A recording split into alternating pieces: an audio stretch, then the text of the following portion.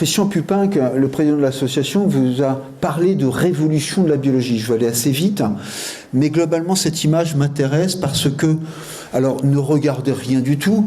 Il y a le présent et le passé. Vous avez un tas de choses. Je vais revenir sur quelques éléments explicatifs. Mais globalement, ce que je voudrais bien dire, c'est que on arrive à une ère où il y a beaucoup d'éléments, beaucoup de connexions, beaucoup d'informations, et vous le vivez tous, dans beaucoup d'informations, journal télévisé, on reçoit des tas de trucs, des tas d'infos, quoi. Alors après, la question c'est est-ce que tout ça est vrai, est-ce que tout ça est faux, comment on les organise, comment on les structure, et ça c'est pour nous médecins en tout cas extrêmement important. Et donc on va essayer de synthétiser un peu ces données qui vont être importantes pour vous patients. La deuxième chose, on en reparlera un petit peu, c'est probablement pas le débat complet, mais c'est un débat de société, c'est le problème du coût du traitement et le coût des médicaments, et vous verrez que on arrive à des configurations qui peuvent être extrêmement importantes, et donc en tant que citoyen, et vous aussi en tant que payeur d'impôts, on doit se poser cette question, c'est ce qu'on appelle l'évaluation médico-économique. Le troisième chose, c'est la vraie vie. C'est qu'est-ce qui se passe dans la vraie vie, et vous êtes là aujourd'hui pour nous dire finalement à nous médecins ce qu'est la vraie vie. Et donc je vais évidemment commencer par vous remercier parce que vous nous apprenez tous les jours quelque chose. Les éléments que vous devez retenir: 350 000 cancers par an en France, d'accord. Il y a 35 000 maladies hématologiques par an en France. Et il y a 4500 patients avec une leucémie lymphoïde chronique qui sont diagnostiqués tous les ans. La première maladie hématologique, c'est la leucémie lymphoïde chronique, CLL, chez l'homme. Et puis, vous voyez, c'est ce que nous a dit Michel Goudard, la maladie de Waldenström, elle se trouve ici. Donc c'est beaucoup plus rare, beaucoup moins fréquent. Et on a exactement à peu près la même répartition, la diapositive suivante, chez la femme. Et vous voyez que chez la femme, la leucémie lymphoïde chronique, elle vient en 3e position par rapport à toutes ces maladies hématologiques. Bon, alors une fois qu'on a ça en tête, vous voyez que la maladie de Waldenström, c'est une maladie rare, 447 cas chez la femme en France en 2012, et c'est à peu près les mêmes chiffres ensuite. La diapositive suivante. Donc, c'est, première question, on a une leucémie lymphoïde chronique. Jean-Pierre Witt que nous avait dit, oui, il y a une leucémie lymphoïde chronique. Le médecin en est certain. Donc, première question qu'on aborde toujours en consultation, c'est est-ce que oui ou non il faut traiter? Première question. Et ça, c'est un vrai débat, c'est un vrai problème. Et donc, quand est-ce qu'il faut traiter? La réponse que moi je fais toujours en consultation, c'est quand c'est nécessaire. Voilà. C'est une évidence. Mais c'est une évidence qui est difficile à comprendre parce que, et vous le savez tous très bien, et vous avez, il y a un certain nombre de patients que nous n'allons pas traiter en première intention et qui vont rester sans traitement pendant des mois, voire des années, ou qui, par ailleurs, ne vont même être jamais traités. D'accord? Donc, nous allons traiter quand c'est nécessaire et exclusivement quand c'est nécessaire. Ouf! Je suis soulagé, Enfin, je serai à votre place, moi je serais déjà soulagé. Alors, on va faire évidemment une évaluation. On ne répond pas comme ça, peut-être bien que oui, peut-être bien que non. Certes, on est en Basse-Normandie, c'est peut-être bien que oui, peut-être bien que non, mais non, on va être un peu plus sérieux. Et donc, finalement, on va faire ce qu'on appelle une évaluation médicale. Et cette évaluation médicale, finalement, elle est simple. Et c'est ce que je voudrais vous faire comprendre aujourd'hui. La première chose, c'est que on va évaluer la maladie. Bon, première question, évidemment, Jean-Pierre nous l'a dit, il faut être sûr qu'on ait bien une leucémie lymphoïde chronique ou qu'on ait bien une maladie de Waldenström. Bon, ok, ça, on vous l'a dit, on fait confiance aux médecins, c'est réglé. Deuxième point, la classification de Binet, bon, on va y revenir un petit peu tout à l'heure, c'est ce que Jean-Pierre Wilke nous a dit, c'est-à-dire quel est le stade A, B ou C de cette maladie. D'accord? Donc tout ça, ça reste plutôt assez simple. Ensuite, on reviendra un peu sur les chromosomes. Existe-t-il, oui ou non, une délétion 17p? Je vais revenir tout à l'heure sur ce point, mais apprenez délétion 17p. Délétion 17p, délétion 17p. Voilà. Ensuite, moi, je regarde mon patient que j'ai en face de moi. Pas compliqué. Il habite où? La ville, la campagne, il est isolé. Il a quel âge? C'est pas la même chose si on a 40 ans, 90 ans. Hein? Je regarde un peu ce qui s'est passé dans sa vie. Est-ce que le patient, il a été malade? Est-ce qu'il a fait un infarctus du myocarde? Est-ce qu'il y a eu un accident neurologique? Est-ce qu'il prend des médicaments? C'est ce qu'on appelle, dans notre jargon, les comorbidités. D'accord? Hein, donc, c'est l'histoire, votre histoire. Hein? Et c'est pas la même chose si on a 40 ans en pleine santé ou si on a 40 ans et puis qu'on a fait un cancer à l'âge de 20 ans, si on a fait un infarctus du myocarde à l'âge de 35 ans, on n'est pas du tout dans le même contexte. Hein? Et puis ensuite, on va regarder l'entourage. Hein? Je vois ici des conjoints de malades et ça me fait bien plaisir.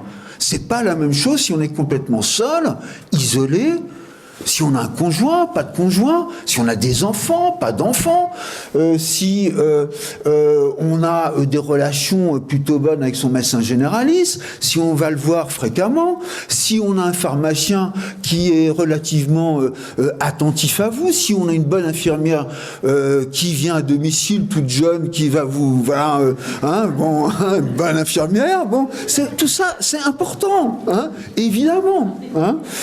Donc, on va prendre tout ceci avec beaucoup d'attention. Hein. C'est ce que moi j'appelle l'évaluation médicale. Hein. Alors, voilà. Hein. Donc, la maladie, Jacques-Louis Binet, c'est voilà, ce monsieur, un grand hématologiste, hein, qui a décrit cette classification et qui fonctionne toujours très très bien. Donc, oui, moi à chaque fois que je vous vois en consultation, hein, et quand vous me voyez dicter stade A, stade B, stade C, etc., on en parle tout le temps, voilà le stade A, B, C. Est-ce qu'il y a des ganglions? Est-ce qu'il n'y en a pas? Est-ce que l'hémoglobine est basse? Est-ce que l'hémoglobine est normale? Est-ce que les plaquettes sont normales? Est-ce que les plaquettes sont basses? D'accord? Bon, voilà, ça c'est ce qu'on appelle la classification de Binet. Alors globalement, et Jean-Pierre Ville que nous l'a rappelé, stade B et stade C, on traite habituellement, et puis même, quelquefois, des stades A très particuliers. Mais dès qu'on arrive, vous voyez, sur un stade B ou C de la maladie, ou un lymphome lymphocytique où il y a une grosse masse importante, eh bien, évidemment, on va, à ce moment-là, se dire, oui, il est temps de traiter. Hein? Alors, la diapositive suivante... vous montre que, voilà, on va regarder un peu toutes ces comorbidités hein, pour prendre la température. C'est pas la même chose, hein, encore une fois, si on a fait un infarctus du myocarde, est-ce que le rein fonctionne bien? Est-ce que le cerveau fonctionne bien? Est-ce que tout ça, donc, hein, voilà, on va étudier ça. Et évidemment, vous avez bien compris que plus on augmente en âge, plus le risque d'avoir des comorbidités est important. Et ça, il va falloir que le médecin l'intègre et qu'on adapte les traitements à tout cela. La diapositive suivante. La délétion 17p. Est-ce que oui ou non, vous avez une délétion 17p? Alors, qu'est-ce que c'est que cette délétion 17p? C'est... On va regarder vos chromosomes dans les cellules. Hein? Alors, les chromosomes, c'est facile. Hein, c'est...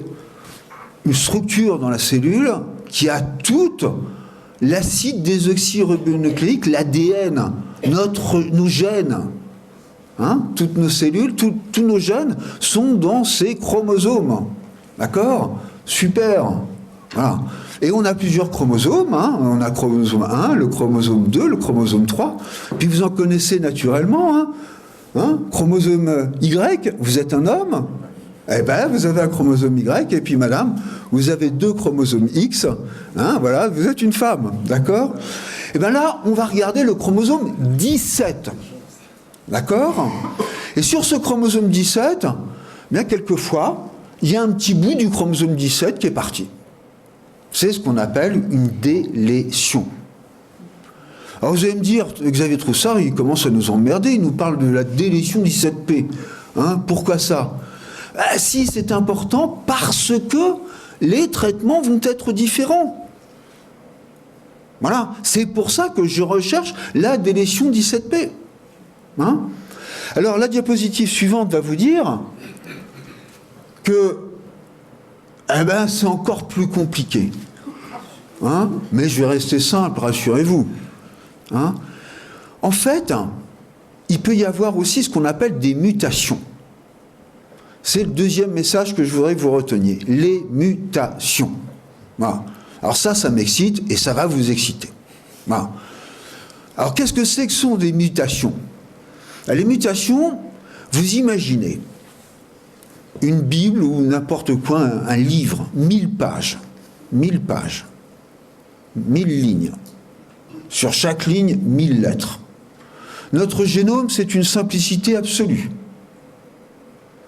Ça va être une succession de 4 lettres sur tout ce livre. Et ces 4 lettres sont A, comme adénine, T, comme thymine, C, comme cytosine, et G, comme guanosine. Voilà. Et vous avez sur tout votre livre, là, comme ça, les 100 000 pages, une succession de ATCG, CGTA et CGT, voilà, comme vous voulez, dans toutes les configurations possibles. D'accord? Une suite de ces 4 lettres. D'accord? Et puis, manque de peau. Manque de peau. À la page 999, à la ligne 850, et à la 53e lettre de la ligne numéro 1, pas de peau, le A est remplacé par un T. C'est ça la mutation. Waouh! Voilà. Donc vous avez compris ce que c'est qu'était une mutation.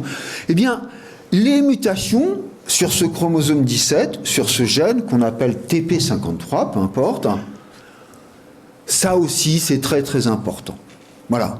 Donc vous connaissez tout maintenant sur les mutations. Alors pourquoi maintenant traiter? Pourquoi traiter? Finalement, comme moi je dis toujours, Jean-Pierre Witt vous a dit que les lymphocytes, ils étaient produits par la moelle osseuse, et on l'a bien vu dans le film. D'accord? Et ces lymphocytes, ils passent dans le sang. D'accord? Finalement, c'est comme l'exemple d'un jardin. La moelle osseuse, c'est un vrai jardin. Quand tout fonctionne bien, c'est le jardin anglais, nickel, la pelouse nickel, les fleurs, tout va bien, c'est parfait, tout est dans l'ordre, c'est super propre, c'est la diapositive en bas à gauche. La moelle osseuse fonctionne, c'est parfait.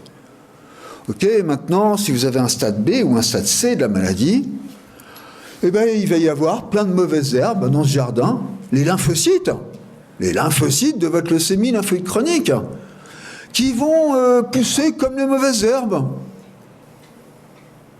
Hein? C'est le bordel, les mauvaises herbes dans un jardin. Donc on va essayer finalement d'arracher les mauvaises herbes, de faire correctement les choses pour qu'on revienne avec une moelle osseuse qui fonctionne bien. Voilà pourquoi nous allons vous traiter. Et par ailleurs, on va faire évidemment disparaître les lymphocytes dans vos ganglions ou les lymphocytes que vous avez dans une masse abdominale ou une masse thoracique parce que vous avez un lymphome lymphocytique. On va faire disparaître tous ces ganglions. Diapositive suivante. Alors comment? Comment? C'est simple. La première chose, c'est que si on veut progresser dans la vie, on va essayer de vous dire, il faut essayer de rentrer dans un essai clinique. Alors ça, c'est compliqué, toujours à expliquer, parce que si je vous entends tous et si je vous laisse la parole, ce que je ne ferai pas, vous allez me dire, ouais, mais je vais être un cobaye. Hein? Non, l'essai clinique, ce n'est pas être un cobaye. C'est justement pour vous une opportunité, à mon sens, pour être bien entouré, être chouchouté par vos médecins. 2, c'est probablement aussi pour faire avancer les choses. Et 3, dans un essai clinique, vous ne pouvez être que rassuré.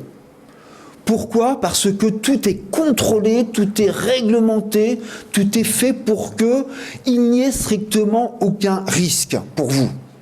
Alors quand je dis aucun risque, évidemment je plaisante, vous prenez votre voiture, vous avez un risque. On va évidemment en prendre un risque, mais ce risque, il est toujours contrôlé, il est maîtrisé. Donc n'hésitez pas, si on vous demande de participer à un essai clinique, ben, il faut dire oui, et voilà, il faut bien comprendre évidemment. Et je vais essayer de vous expliquer pourquoi. Diapositive suivante. Alors maintenant, cette diapositive, elle est incompréhensible. Ne la regardez pas, ça ne sert à rien. Mais simplement pour vous dire que, oui, il y a eu des progrès spectaculaires avec le temps.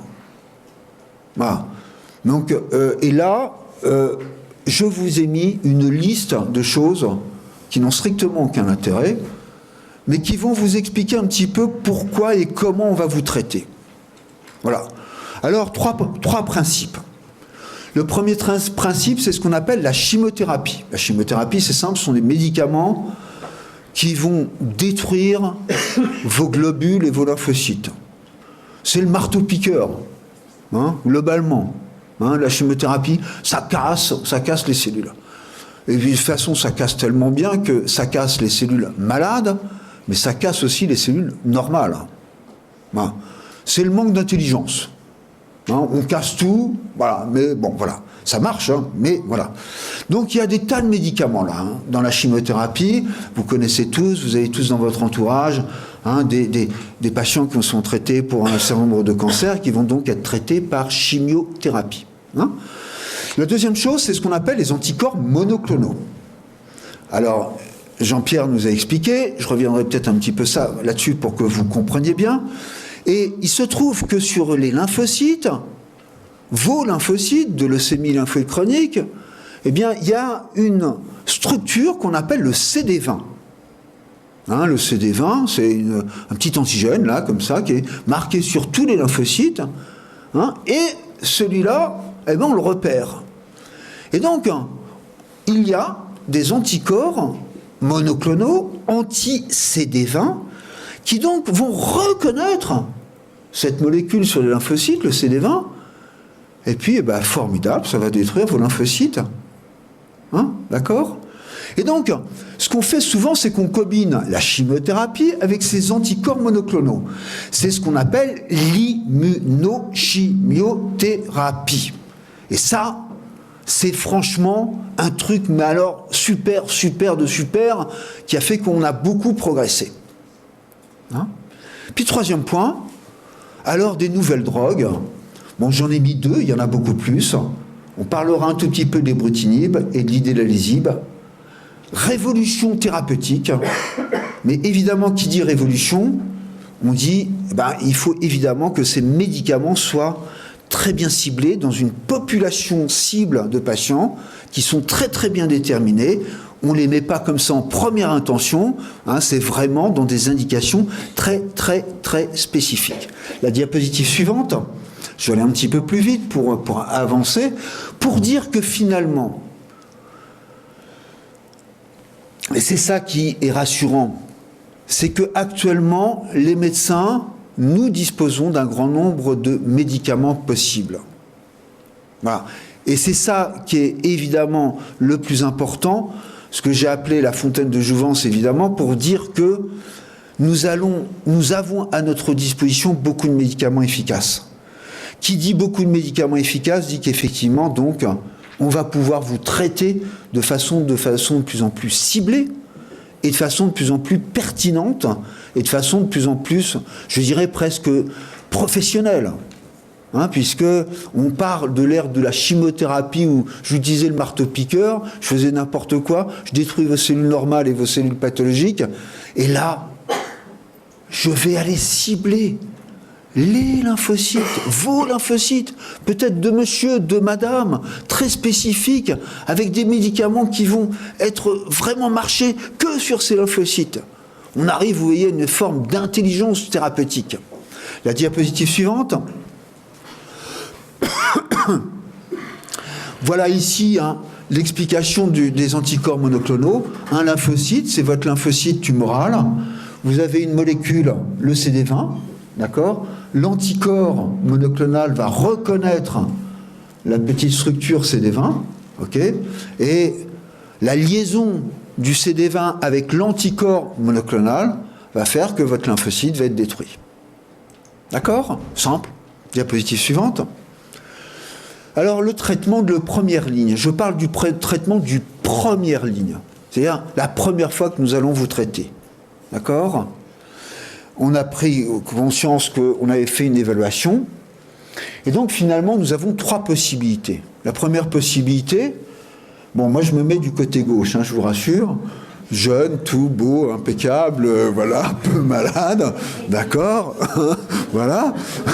Et donc, si le médecin me voit, d'accord, ben il me dira, ouais, Xavier Troussard, pas mal, bien, beau jeune homme, tout dynamique, etc. Et donc, le médecin va me dire, ben oui, après son évaluation, on peut y aller, quoi. D'accord? C'est ce qu'on appelle le go-go. Finalement, c'est quand je vous vois en consultation, le docteur Jean-Pierre Ville qui vous dit « Voilà, maintenant on y va.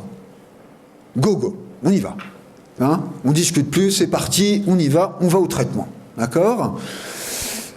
Évidemment que après, l'image du milieu, qui sera peut-être moi dans quelques années, voilà, c'est ce que j'appelle moi le slogo, c'est-à-dire c'est le médecin qui vous dit pendant un certain temps, et ça m'arrive moi aussi en consultation, hein, je vois certains qui sourient, c'est dire ouais on y va, mais peut-être que on va attendre encore un peu, peut-être que voilà, ça discutaille, on n'est pas encore bien on n'est pas encore convaincu qu'il faut y aller. Hein? Alors on n'est pas convaincu parce que bah, y a des comorbidités, parce que le rein fonctionne pas très bien, parce qu'on se dit ouh là là, bon, il faut réfléchir encore un peu avant d'y aller. Hein? Puis vous avez la troisième possibilité, là, et ça arrive, hein, évidemment, vous le savez très très bien, on a des patients qui sont malheureusement très très très très âgés, qui peuvent avoir beaucoup d'isolement, qui sont des plus que centenaires, et sur lequel, évidemment, le risque du traitement qu'on va avoir va être important compte tenu de l'état physiologique des personnes. Donc ça, c'est le no-go. On hésite à y aller, vraiment, on se dit, oh là là, les traitements vont avoir... voilà. Hein. Alors, présence ou non d'une délétion 17P, alors ça, vous avez bien compris, ou de la mutation, parce que ça va changer les traitements. La diapositive suivante. Voilà, alors, la première chose, c'est que globalement, si on est jeune, ça doit être la diapositive précédente, si on est jeune... si on est jeune, non, il n'y a pas. Non. Si on est jeune, ce qu'on fait, c'est on fait de l'immunochimiothérapie, d'accord? Et globalement, je le dis parce que certains d'entre vous l'ont reçu, on fait ce qu'on appelle le FCR ou RFC, peu importe. C'est l'abréviation de R, qui est le rituximab, qui est l'anticorps monoclonal anti-CD20. C, qui est la cyclophosphamide, qui est une chimiothérapie, et F, la fludarabine, qui est aussi une chimiothérapie. D'accord? Ça, c'est ce qu'on appelle le gold standard, le traitement standard, chez quelqu'un qui est jeune, qui peut recevoir ces traitements, et donc il n'y a pas de souci, on fait ça. Quand il n'y a pas de comorbidité et de temps mort et de délétion 17P, d'accord, voilà, hein, ok, voilà, donc vous avez bien compris. Alors maintenant, si on est un peu plus âgé, si on a un peu de comorbidité, ben, je dirais que là, on a un tas de possibilités thérapeutiques. Je ne vais pas rentrer dans le détail, parce que ce n'est pas le moment d'y rentrer, mais on peut utiliser, vous voyez, un tas de combinaisons. Je vais citer un médicament, parce que c'est le chloraminofène, qu'on utilise, mais on l'utilise avec quoi? Hein? Et voilà, avec l'anticorps, lequel? Anti-CD 20. Eh ben voilà, d'accord, hein? Voilà. Et puis après, on peut utiliser des tas d'autres choses, mais peu importe. Ok, la diapositive suivante. On va passer tout ça. C'est des protocoles, des essais cliniques, c'est pas le débat. On passe, Christian, on passe.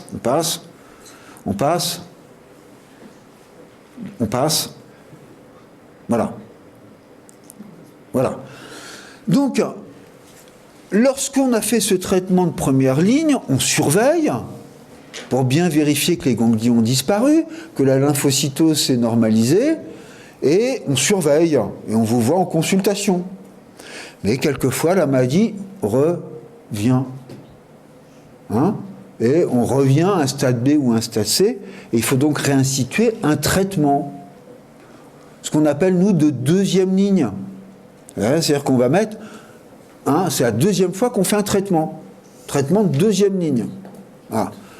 Et là, dans ces traitements de deuxième ligne, ou de troisième ligne, ou de quatrième ligne, puisque tout ça peut évidemment aller et nécessiter plusieurs lignes de traitement, et bien là, grande révolution thérapeutique, grande révolution thérapeutique, mais qui dit, attention, grande révolution thérapeutique, dit espoir fabuleux, oui c'est vrai, avec ces nouvelles drogues dont je vous ai parlé tout à l'heure, l'ibrutinib, l'idélalisible. Il y en a des tas d'autres, donc voilà, on ne va pas rentrer dans les détails, il y en a des tas d'autres. Et alors ces médicaments extraordinaires, ils vont marcher, être efficaces de façon ciblée. D'accord ? Ils vont aller tuer vos lymphocytes malades. Et tout ça parce qu'ils vont avoir une action au niveau de la cellule très particulière, très spécifique, à un endroit déterminé. D'accord ? C'est pas n'importe où. C'est vraiment un endroit très très déterminé. Waouh ! On arrive de façon spécifique à aller à l'intérieur de la cellule, modifier son signal pour pouvoir effectivement être efficace. Ça, c'est quelque chose. Et donc, de ce fait, on a des médicaments. Alors, l'ibrutinib est un premier médicament. C'est ce qu'on appelle un inhibiteur de BTK. Je ne vais pas rentrer dans le détail. Le BTK, c'est la Bruton tyrosine kinase, peu importe. Et ce médicament va finalement agir sur une voie de signalisation de la cellule malade. La diapositive suivante, on passe. En fait, qu'est-ce qui se passe ? Lorsqu'on donne, sur la diapositive suivante, qu'est-ce qui se passe ?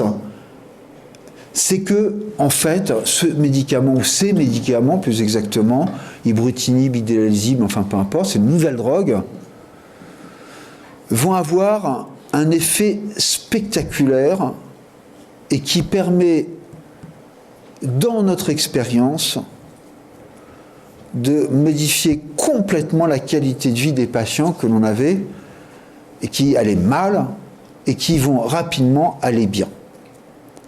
Alors qu'est-ce que ça veut dire ? En fait, ça veut dire que, évidemment, ce que je vous raconte est évidemment aussi un peu faux. Les malades sont évidemment transformés. Pourquoi ? Parce que lorsqu'ils ont des gros ganglions, on leur donne ces médicaments-là, les lymphocytes sont chassés des ganglions malades et vont dans le sang. Donc les malades, vous allez vous sentir, et je sais qu'il y a quelques patients qui ont été traités par l'ibrutinib, vous allez vous sentir merveilleux parce que tous les ganglions que vous aviez, ils disparaissent. Et je vous promets que ça change alors la vie, comme on dit. D'accord ? Ça change la vie. La deuxième chose, donc ça c'est bien. Ça révolutionne les choses. La troisième chose, qui dit révolution thérapeutique dit attention, évidemment. Attention, pourquoi ? Parce que tous les médicaments ont des effets secondaires. Tous. Je ne connais pas un médicament qui n'a pas d'effet secondaire. Voilà. Et donc, les médicaments, l'ibrutinib, l'idélalisible, ces nouvelles drogues, nous apprennent quand même qu'il faut les manier avec beaucoup de précautions. Et qu'il y a quand même quelques effets secondaires.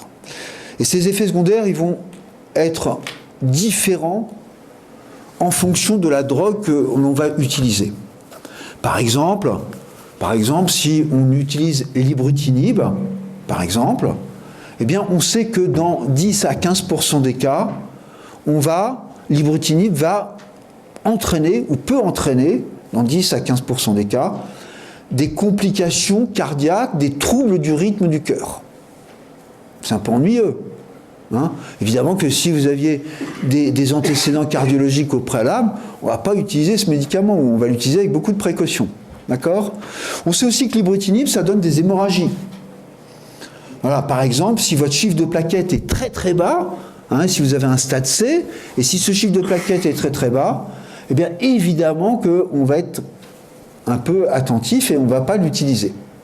Et puis vous voyez, je vous ai mis à côté l'idéalisib, un autre médicament. Et donc là, c'est d'autres effets secondaires. Et parmi les effets secondaires, c'est vrai que ça entraîne de la diarrhée, hein, qui peuvent être évidemment ennuyeuses. Et puis ça peut entraîner aussi des problèmes au niveau du poumon. Et ça peut entraîner quelques complications. Donc finalement, vous voyez que le médecin, il va choisir en fonction de votre passé, de vos antécédents, de vos comorbidités, en fonction du risque qu'il va vous faire. Voilà. Hein, et que ces nouvelles drogues qui sont spectaculaires vont évidemment être mises en deuxième, troisième ligne, mais jamais en première ligne. D'accord ? Enfin, et je crois que c'est aussi très très important pour conclure, c'est que si vous avez une délétion 17P, je vous avais dit qu'il fallait évidemment vous traiter de façon différente. Hein, et ce qui est assez extraordinaire quand on a une délétion 17P, et heureusement, c'est que ces nouvelles drogues marchent très très bien quand on a une délétion 17P, alors que les médicaments par chimiothérapie ou immunochimiothérapie n'étaient pas efficaces. Donc, au final, soyez rassurés, même si je sais que c'est dur. Petit 2, ayez confiance. Petit 3, si ça ne va pas, je dirais qu'il faut s'accrocher, hein, parce qu'il peut y avoir des complications qui sont parfois un peu dures, hein, c'est vrai, qui nécessitent des hospitalisations, qui nécessitent des traitements. Mais 4, actuellement, on peut être extrêmement positif. Je ne veux pas dire le bonheur absolu, mais on peut être extrêmement positif sur la prise en charge de tous nos malades qui ont une leucémie lymphoïde chronique, parce que on a vraiment des nouvelles drogues, des médicaments, des nouveaux médicaments, on connaît de mieux en mieux la maladie, et que finalement, comme je dis toujours, le trio qui est gagnant, c'est le trio médecin, patient et entourage. Évidemment, je n'oublie pas hein, les infirmières, les pharmaciens, etc. Mais si ce trio marche bien, alors je vous promets qu'on doit s'en sortir. Je vous remercie.